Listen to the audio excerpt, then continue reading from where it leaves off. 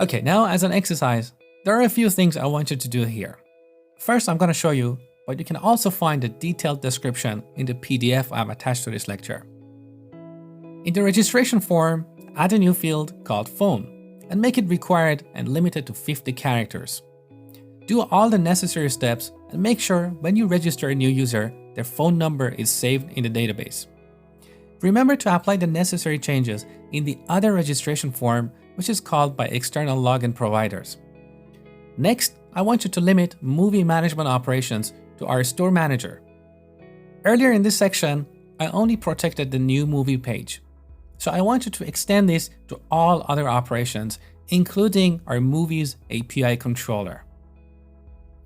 And finally, to improve the structure of our project, take out the view model classes that you work with as part of this exercise, like external login confirmation view model, and put it in a separate file.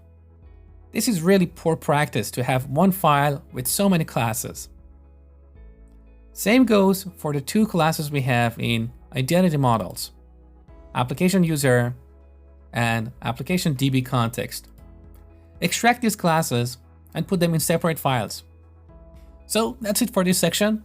In case you forget, refer back to the PDF I've attached to this lecture. All the best and get started.